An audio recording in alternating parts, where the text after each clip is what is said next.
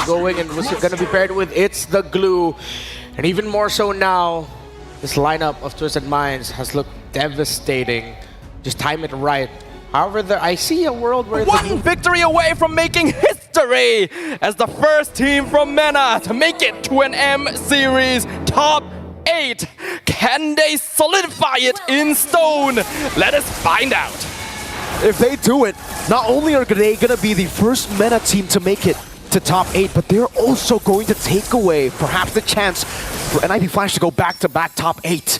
They made it at MSC 2024. They're definitely going to be looking to do the same thing here, but it does seem like Twisted Minds, man, they've been on a crazy progressive journey right now. They've just been improving so much after last time we saw them. Emblem-wise, Bargain Hunter for the Natan. Again, Master Assassin Sano really likes to just play in the side lane, always pressuring and taking turrets alone.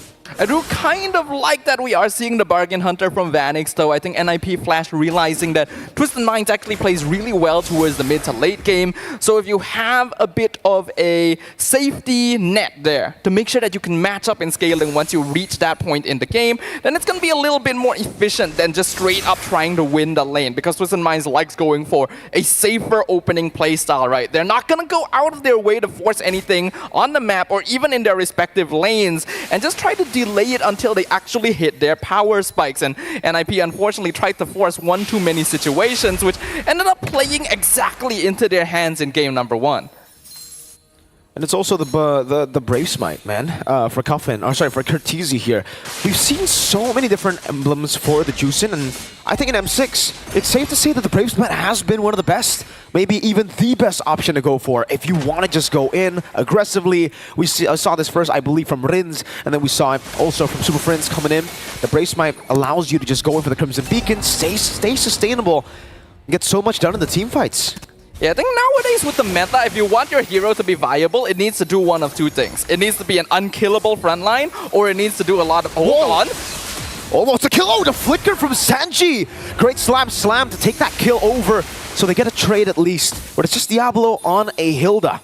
The thing is, if that Hilda was the roam, sacrificing yourself for Turtle is totally worth it.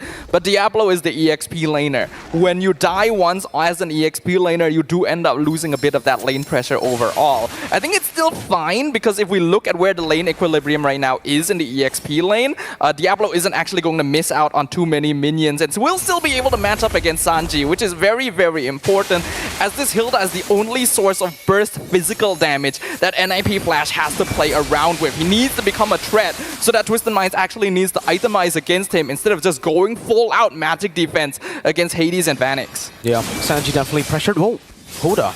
Very aggressive, always just going for these stuns. Baited out the Crimson Beacon earlier. And now I guess we can move our focus back to the junglers, right? The pathing for both the junglers. Hoda actually losing up in a bit of levels. AOG coming down a bit late though. The Purify was able to get the immune down. Hoda still able to get the damage. JPL way the Dragon. Vanix from downtown rotates to the mid lane, gets the entropy, and that's the equalization and kills. Very, very nice. And this is the adjustment that we wanted to see from NIP Flash. That was definitely a more patient approach, waiting for Twisted Minds to put themselves in an awkward situation and maybe wait for resources to be expended before full committing. JPL being able to find that kick later on when we saw Hoda had already gone a little bit too far forward, set it up a whole lot more easily, especially when combined together with Curtizi. NIP Flash definitely recognized that since they're playing with a Zusin in the mid lane, their fights are not going to be very, very fast, right? It's more of extended skirmishes, which means that they cannot full commit, right? Unless they have a form of burst alongside them, which is why Vanix was brought over. The more snowball that this Natan can pick up, as compared to Sano, the quicker NIP Flash can accelerate the game. That's a Starlium Scythe, I believe, picked up. Yeah, for Hades, so already quite quick. You can see right now the Turtle getting contested. Hades walking up. Will be going up to Sanji, putting a bit of damage, baiting out slam, pass, Curtizi, Lantern Flare, JPL looking for it, getting the way to Dragon now. Diablo gonna help him out with a focus and down. Hoda able to dash away. Curtizi putting the Lantern Flare down, and that's gonna be the Frigid Glacier to connect. SOD for the bottom lane, Troll gonna get the kill. Sano joining the fight with a Spear of Destruction, and a man advantage works out for Twisted Minds. Wow. Yeah, that is a bit unfortunate. NIP Flash has a lineup that's very burst the base, right? So they have to play around timings if Vanix is not around. And Vanix was obviously not around there. Twisted Minds now full control of the turtle. Should be able to pick it up quite easily. It was a really good kick by JPL. They actually gathered 3 members of Twisted Minds together.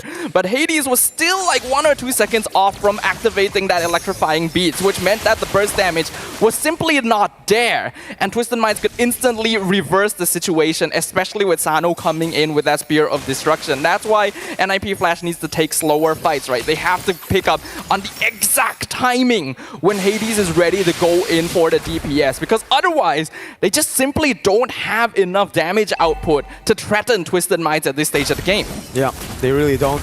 Cortese with the Brave Smite and the way that Jusen is, it's more on utility than it is for damage, right? And yeah, I guess you could try to rely on Diablo for a bit of damage in the early game, but the burst is certainly not there. When JPL goes for the way of the dragon, no one can really fully capitalize on that. And now it becomes a game of who gets the power spike first, right? Vanix, does he get to that item power spike? Does he get to the world's first IRL gaming district there? The eSport district, Kidia?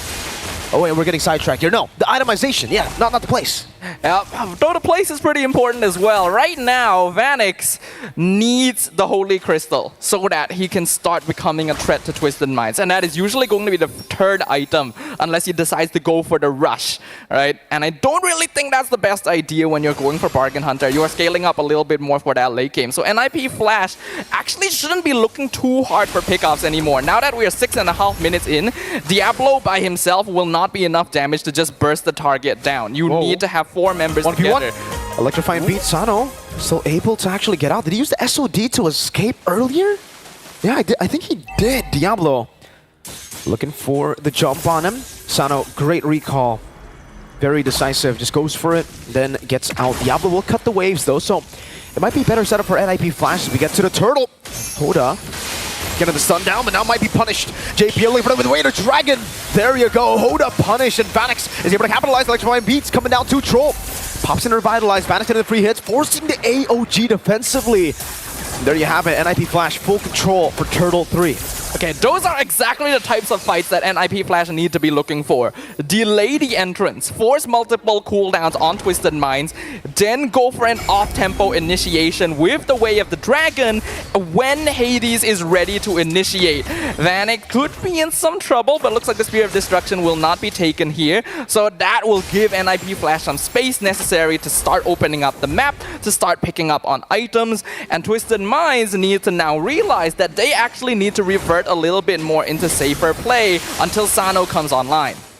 Now Vanix is becoming a problem, right? He's actually becoming a real threat. Once he gets the Holy Crystal, I don't know, even if Twisted Minds have the magic defense already, is it going to be enough to deal with a Hades power spike, a Joy Hades power spike, a Vanix Natan power spike? I think that might actually be able to overwhelm the magic defenses of Twisted Minds. And again, when we're talking about Sano, we're waiting for the item power spike. Definitely, he can attack from different angles. But the range advantage of the Natan might be a bit too much for Sano to even deal with. So let's say he gets a flank. He's probably going to get deleted, even with the Rose Gold. Yeah, the thing about Natan is that once you have that Holy Crystal, once you're at the 4th or 5th item power spike, people melt. It doesn't even necessarily have to be squishier targets, right? Even tankier heroes take so much damage from it. And I'm actually a little bit worried about Twisted Minds going for the build they are, because there is no Athena. Like, look at that! Look at that damage! Yup, Lantern Flare, Sano might be forced to Purify, and he does. Troll going for the flanks, going for the Cortese. Purify out as well. Cortese will respect it. Vanix gets the turret. And it's just a trade, a turret tier 2 for a Purify.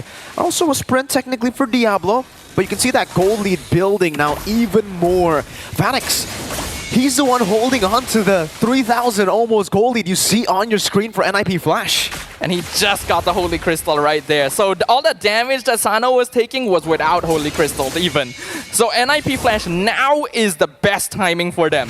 When Vanix has his 3rd item, when Twisted Minds has not itemized into Athena shield yet, even Sanji only has the 1 Radiant Armor. So they really have not gotten the magic defense necessary to even survive a couple of seconds against this Natan. This is where you can push the advantage. This is where you can force Twisted Minds into defensive action and take control of more of the map. Hold up, dishing out a bit of damage. Hades already using Electrifying Beast. What happened up top? It's a 2v1. Diablo and Vanix deleting Sano, deleting the threat of a cross-map play, and now Twisted Minds in a 4v4. They weren't able, or sorry, 4v3 rather. They weren't able to force the issue. They thought Diablo was somewhere there. When Sano is down, NIP Flash can afford to actually play very aggressive. They can even throw bodies at them because they just don't have damage they need to worry about anymore. Now that you are at 10 minutes, without the Moskov, Twisted Mind is very reliant on burst themselves, whereas NIP Flash have a lot more to work with Vanix on their side. And with the Lord now pushing up top lane, I think we can expect this next push, as long as the waves are managed properly, to take out every external tower for NIP Flash. Vanix is just so free. Entropy forward. He has the confidence to just go in as well. Hades melting down Sanji with electrifying beats there, forcing him very low as well to back away. Now Vanix looking to play with the Lord. They've already dealt with the Holy Defense in the bottom lane. The tier 2 will fall. Twisted Minds still have pretty good defenses right now. Sano is back up again. Will be able to clear out the Lord. That's Lord 1 dealt with. But NIP Flash will have another wave in the mid lane. They should be able to get all the tier 2s here. And if Twisted Minds try to fight, I don't know about it. Look at the utility from Curtizi. Constantly putting the Lantern Flare down, and no one is ready to actually go and catch, even when Cuffin gets the stun. Yeah, 100% Twisted Minds cannot be the primary initiators. They have to wait to counter-engage, try to bait things out from NIP Flash, but even then, can they do so? AOG, onto Diablo, but he gets melted down to Purify out of the Frigid Glacier. Hold up, trying to look for an angle. Hades jumping in, Sano gets his Spear Eviscerate, APL! Knocks him up with a G Kundo. 4 members of Twisted Minds have been evaporated. And now it's just Hoda. This is comfort. This is the NIP Flash we all know and love. Crystal wide open. I doubt Hoda can do anything now. Unstoppable. NIP Flash gonna show them what it means to take a victory. And ladies and gentlemen, we are jumping into game number 3.